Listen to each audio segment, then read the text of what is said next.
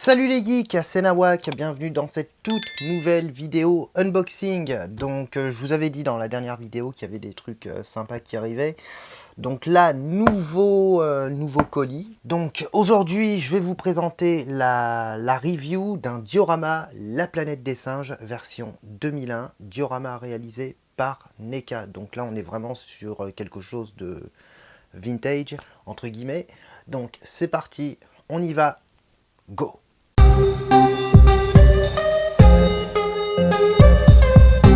La Planète des Singes, version 2001, donc c'est la version Tim Burton, diorama de chez NECA. Alors un petit mot avant sur La Planète des Singes, donc comme vous le savez, il y en a eu, on a eu plusieurs versions. Donc là, il s'agit de la version Tim Burton, qui est donc sortie en 2001. Alors c'est une version qui a été quand même sous le vent de la critique, de mauvaises critiques. Moi, personnellement, c'est un film que j'aime beaucoup et je trouve qu'on retrouve assez facilement la touche Burton, quoi, au niveau, en termes de réalisation et en termes de décor. N'oublions pas, petite piqûre de rappel, mais que La Planète des Singes, au départ, c'est un livre qui est sorti dans les années 60, début des années 60. Livre qui a été écrit par Pierre Bouille. Alors, je ne sais pas si on dit Bouille ou Bouillet. Donc, écrivain français, je tiens à le souligner quand même. Donc, écrivain Pierre Bouille, il était natif d'Avignon, il me semble, quelque chose comme ça. Et c'est lui qui a écrit le livre La Planète des Singes.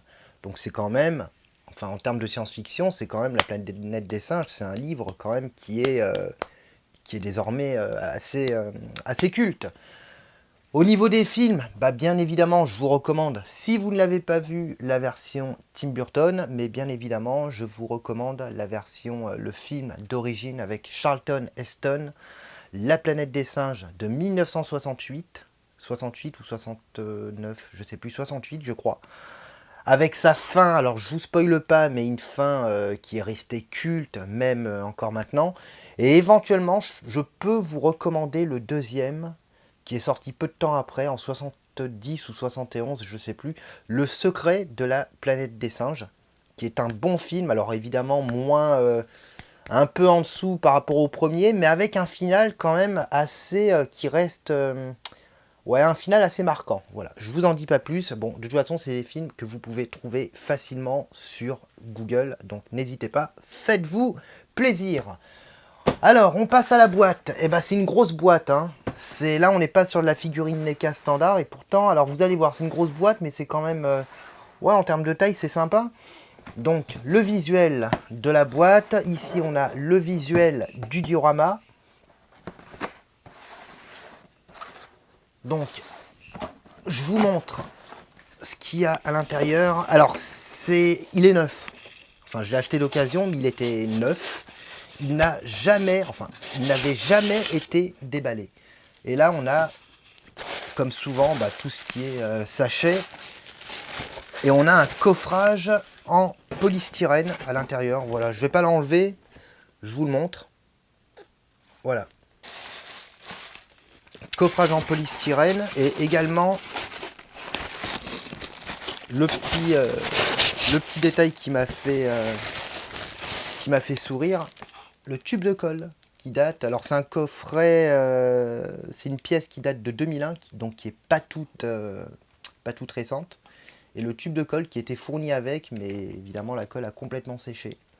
Voilà, mais j'ai encore tous les sachets, donc on passe à la review, c'est parti.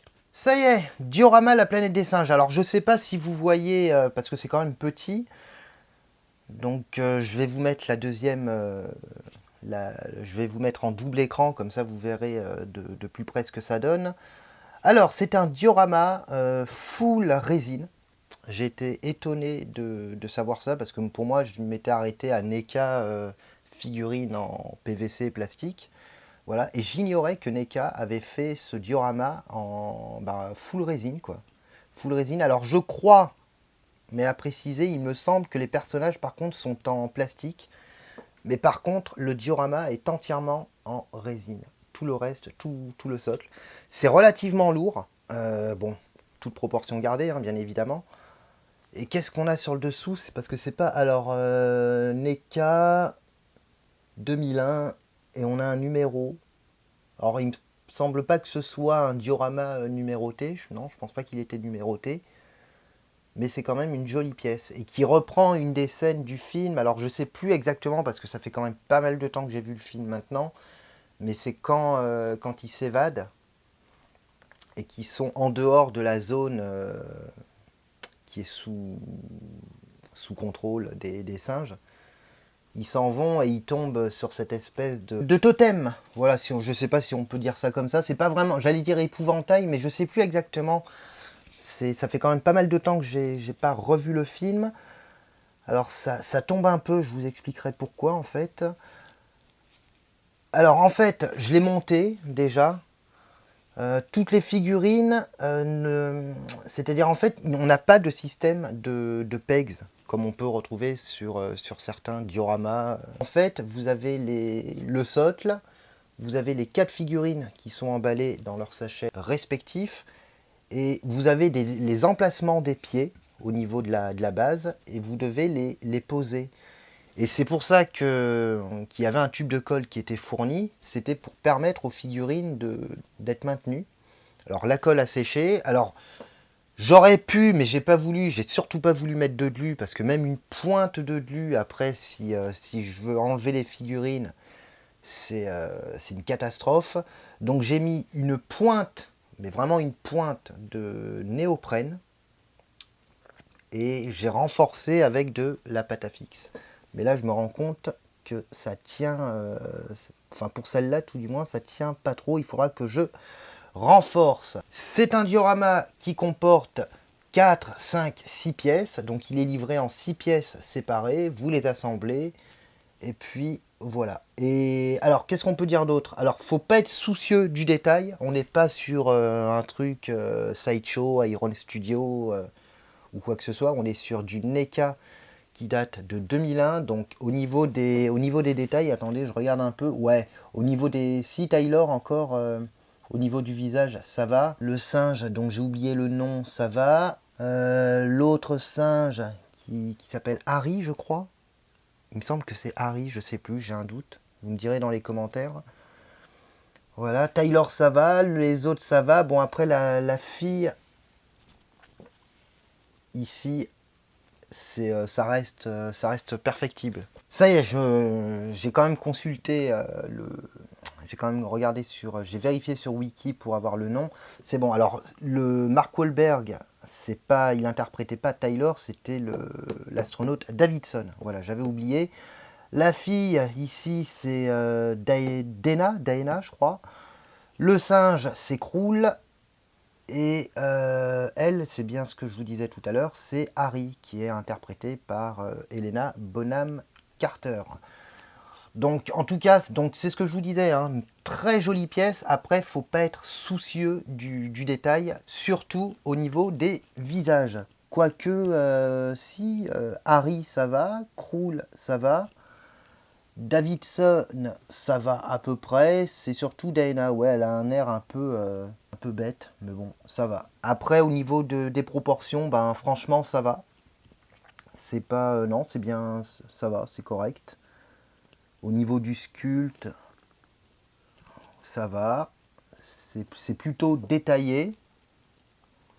Là, on a le petit logo qui est moulé et qui est également en résine Planet of the Apes, la planète des singes.